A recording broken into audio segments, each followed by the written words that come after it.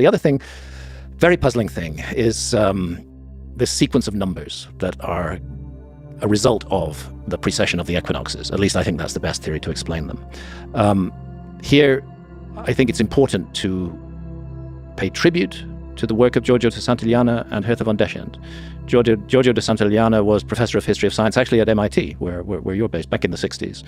And Hertha von Deschent was professor of the history of science at Frankfurt University. And they wrote an immense book in the 1960s called Hamlet's Mill. And Hamlet's Mill differs very strongly from established opinion on the issue of the phenomenon of precession, and I'll explain what precession is in a moment.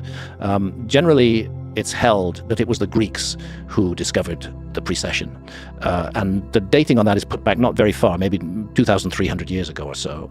Santillana and von Deschent are pointing out that knowledge of precession is much, much older than that, thousands of years older than that, and they do actually trace it, I think I'm quoting them pretty much correctly, to some almost unbelievable ancestor civilization. Reading that book was one of the several reasons that I got into this mystery in the first place.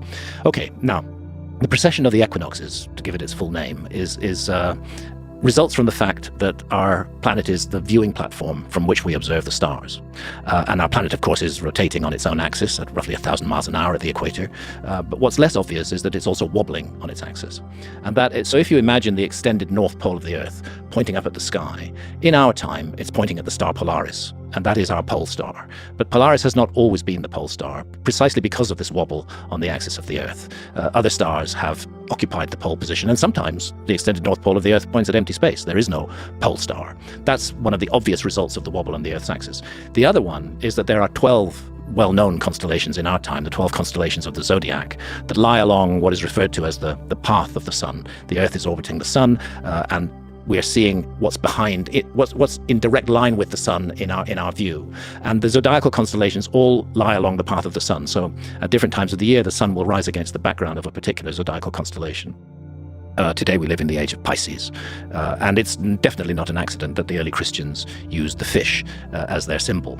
This is another area where I differ from archaeology. I think the constellations of the zodiac were recognized as such much earlier than we suppose. Anyway, to get to the point, the key marker of the year, certainly in the northern hemisphere, was the spring equinox.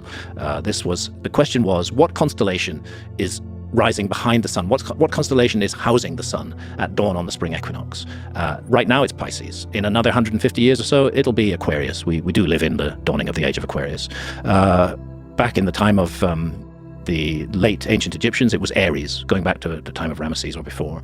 Before that, it was Taurus, and so on and so forth. It's backwards through the zodiac until 12,500 years ago, you come to the age of Leo, when the constellation of Leo houses the sun on the spring equinox. Now, this process unfolds very, very, very, very slowly. The whole cycle, and it is a cycle, it repeats itself roughly every 26,000 years. Put a more exact figure on it, 25,920 years. That may be a convention. Some scholars would say it was a bit less than that, a bit more, but you're talking fractions. It's in that area, 25,920 years. And to observe it, you really need more than one human lifetime, because it unfolds very, very slowly at a rate of 1 degree every 72 years. And the parallel that I often give is hold your finger up to the horizon, the distant horizon. The movement in one lifetime in a period of 72 years is about the width of your finger. It's not impossible to notice in a lifetime, but it's difficult. You've got to pass it on. And what seems to have happened is that some ancient culture, the culture that Santillana and von Deschent call some almost unbelievable ancestor culture, worked out the entire process of precession and selected the key numbers of precession, of which the most important number, the governing number, is the number 72.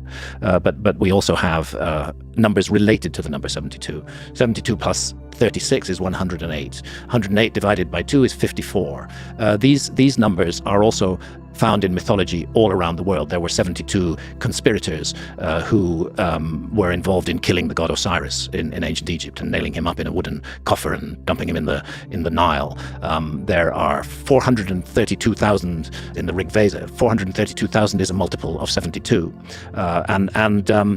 At Angkor in Cambodia, for example, you have the bridge to Angkor Thom, and on that bridge you have figures on both sides, sculpted figures, which are holding the body of a serpent. That serpent is Vasuki, and what they're doing is they're churning the Milky Ocean It's the same metaphor of churning and turning that's defined in the story of Hamlet's mill, of Amlodi's mill. There are 54 on each side. 54 plus 54 is 108. 108 is 72 plus 36. It's a precessional number, according to the work that Santillana and von Deschen did. And the fascination with this number system and its discovery all around the world is one of the puzzles that intrigue me and suggests to me that we are looking at ancestral knowledge that was passed down, and probably was passed down from a specific single common source at one time, but then was spread out very, very widely around the world. So one of the defining ways that you approach the study of human history that I think contrasts with mainstream archaeology is you take this sort of astronomical symbolism and the relationship between humans and the stars very seriously. I do, as I believe the ancients did. I think it's important to sort of consider what humans would have thought about back then. Now we have a lot of distractions. We have social media, we can watch videos on YouTube and whatever. But back then, especially before sort of electricity, the stars is like the sexiest thing to talk about. There's no light pollution. There's no light pollution, so there's the majesty of the heavens. Every single night you're spending looking up at the stars, and you can imagine there's a lot of sort of status value to be the guy who's very good at studying the stars, and sort of the scientists of the day. And I'm sure there's going to be these geniuses that emerge. They're able to do two things. One, tell stories about the gods or whatever based on the stars, and then also, as we'll probably talk about, use the stars practically for navigation, for example. And so like it makes sense that the stars had a primal importance for the ideas of the times, for the status, for religious explorations. It was an ever-present reality. Yes. And it was bright, and it was brilliant, and it was full of lights.